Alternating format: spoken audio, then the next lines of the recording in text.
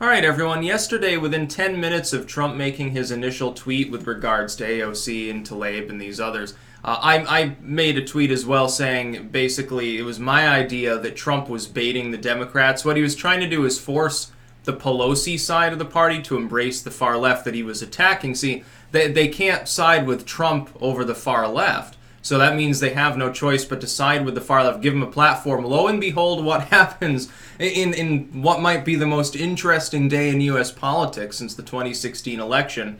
100% correct, I guess, on Trump's motive, because he came out around 5:30 and confirmed that that was basically what he had done, which is, oh, well, yeah, the Pelosi and the Democrats were trying to cast the far left aside, basically as an embarrassment, which is what they are on a national level. National versus state level politics are not working well for the Democrats right now.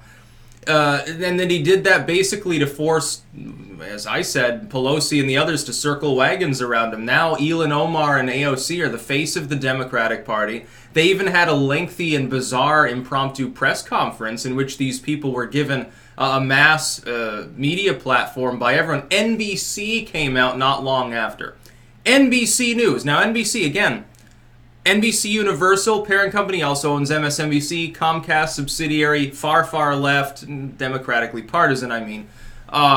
They came out and they had a story saying, oh, well, Trump wanted Ilhan Omar and Cortez to be the face of the Dem Party, and he succeeded. Yeah, his master plan totally worked. In fact, it worked way better than I would have expected in the morning. When I first saw his tweet storm in the morning there, where he was talking about these things, I said, I know that this is a Trump plan. This is 4D chess. It's clear. I told people that that's what it was. It was obvious. By the end of the day, it was 10,000 times more obvious, and Trump himself had basically alluded to the same thing, to the point where NBC is like, the Democrats just fucked themselves. And they did.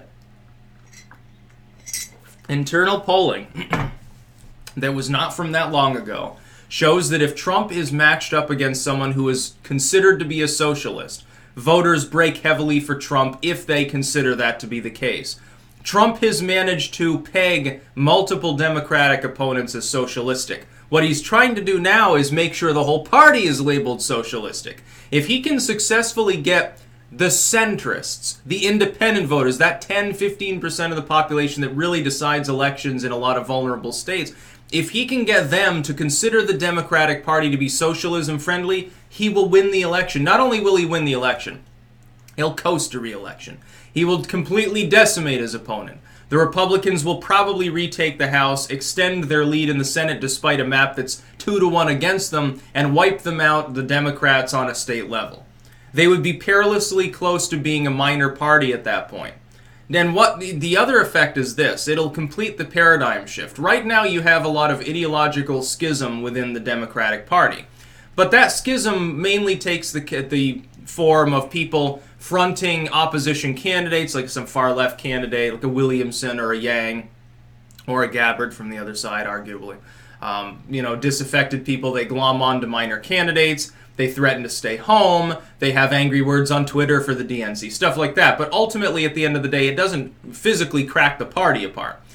What right now is an ideological schism would turn into a physical schism, which is that groups within the Democratic Party, maybe the business Dems, maybe the progressives, maybe the corporate backers of the neoliberals, would threaten to leave or just up and leave because Trump has destroyed them. That's what could happen. From that, what you get is a reformation of the Democratic Party. There's never going to be a one-party system in the U.S. People say, well, there's going to be one Democratic Party. Demographics is destiny. Pretty soon there will be no Republicans ever again. That's bullshit. That's not going to happen. Nor, by the way, will the fact that Trump is playing 4D chess all the time and outmaneuvering the Democrats constantly, will it destroy the Democratic Party forever? No, it'll force it to change, to create a new form of itself. The best possible scenario is they jettison the far left back to the darkness where it came from. They jettison the socialism, they jettison the commies, they put them back in the green and libertarian movements, because the libertarians absorbed accidentally some Bernie bros actually recently. They do that. They become a party of JFK sort of thing. They become a business Democrat party that cares about American workers, that cares about American interests, that is more populistic, maybe even nativistic. That would be good. That would be a party that might even be worth voting for. They would actually give a damn about the people living in the fucking country paying their salaries. The Republicans have already successfully overhauled themselves. There's still a schism within the party with the never-Trumpers, but it's really an afterthought. It's not within the Dem Party. The Democratic Party's primary structure helps helps the opposition, arguably. They're trying to fuck Bernie over again, like with the other day when they've set the groundwork for blaming him if they lose in 2020, and probably will.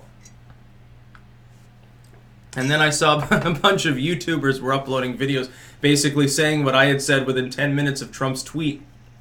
It was obvious. And you don't need a crystal ball. It's very formulaic, Trump. That's the thing. The beauty of it is how simple it is. He's made a career off of this basic same formulaic framework. He redirects people's attention. He knows, basically, here's the basic fundamental idea, if you will. And this is a bit of an oversimplification, but it's as good as I can explain it in a limited span of time, because I've got other things I got to talk about too. If you know how people generally will react to stimuli, and if you're in a position to potentially control stimuli, you can control people. You don't have to, and it's easier in a representative democracy like we have, in a republic, because you don't have to, it's like with Abe Lincoln, what did he say? You can fool some of the people all the time, all the people some of the time, but you can't fool all the people all the time, I think was the quote. You don't need to fool all the people, though. You only need to fool a slim majority of people in a majority of the states in order to become the president and in order to govern. And you have to be able to fool 51 senators, basically. Trump could do that. He's having an easy time of it. I mean, people are going to look back on the Trump administration much more positively than in the here and now. Trump almost begs the tabloid press to beat up on him. It's what he's used to. He's able to deal with it. I think if they weren't doing it, he would be bored. So actually, I don't think he dislikes the legacy media quite as much as you'd think, which might be why he focuses on partisan politics instead of the true problem, which is money with regards to the censorship of the alt media. Of course, he is embracing the alt media, but he's not really tackling the fundamental underlying issue. It's a step in the right direction, but it's one small step for mankind and for the First Amendment, if you will. But Trump is a master of these things. He's been doing this his entire career. And so it was hilarious. It's hilarious to even watch his fans say, well, no, this time it was a big mistake. This will unify the Democrats. Oh, yeah, kind of. Well, not really. I mean, it's creating more disunity down the road. Because when the Democrats, now have to wine and dine the far left, what does that do for Biden? Biden can't get aboard with their platform. This fucks Biden more than any other Democrat. Did you notice that? Biden has to come. He's being attacked by Sanders again based on health care. I'll be talking about that too. He gets attacked because he refuses to go far, far, far, far left into the AOC stuff. He's like, well, no, I'm not comfortable with that. He's trying to be sane, but he's under increasing pressure to be insane. The Democrats have formed like a self-replicating cancer, an infectious cancer, if you will, in which those that are already infected are trying to convince those that aren't to infect themselves willfully, and they call them racist, sexist, horrible people if they don't. You don't agree that everything under the sun is bigoted? You don't think we need a 90% marginal tax rate? You don't think we need to eliminate transatlantic travel?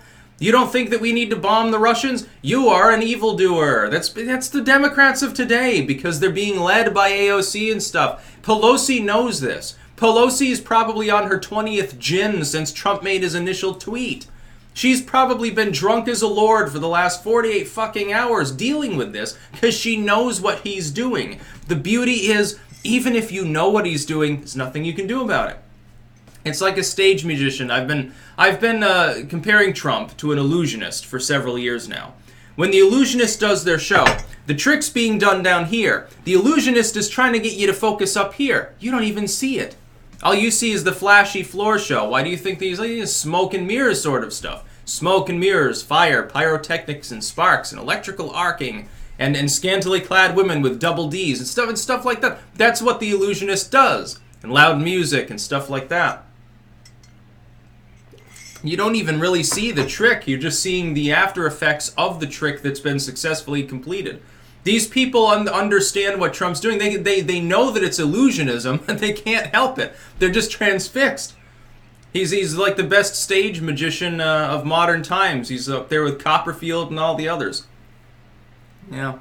It's amazing to watch. It's hilarious to see people taken in by it. And you sit back, you can admire that even if you're not like a hardcore Trump fan. Like, there are plenty of things that Trump has said and done that I don't agree with, but watching him do this the same way over and over again, you're taking something he's been doing for 30, 40 years and made billions of dollars off of, put it into politics and still make it work.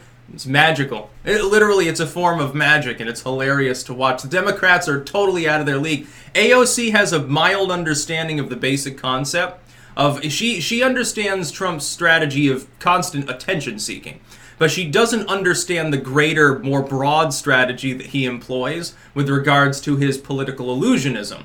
So she's constantly trying to go toe-to-toe. She takes up this self-righteous stance. I'm not afraid of you, Mr. Trump. You're scared of us because we're strong and in power. He's not scared of you. I assure you, the last thing in the fucking world he's scared of is someone who's making his job easy by being such an attention-seeking socialist within the Democratic Party. AOC is a dream come true for Donald Trump. AOC and the progressives that surround her like she's, Queen Bee number 2 after Pelosi, you're his greatest ally right now.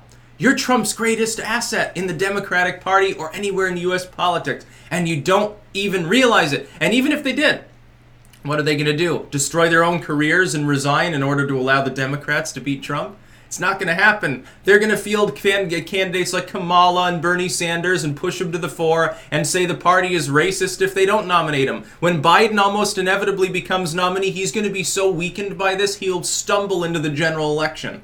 That's Trump's entire operative strategy. When Trump pretends, it's in reverse psychology when he pretends to be afraid of Biden. He's not afraid of Biden. He's also not afraid of Kamala Harris or Elizabeth Warren. He's got contingencies for all of these people. Buttigieg's probably the only one he doesn't really have an active contingency for. He probably should develop one. He's gone after him, but he's pulled the punches. I don't think he takes seriously the threat of him winning the primaries, which I think is decent. I mean, there's like a 1% chance of that. That's about all. Peace out.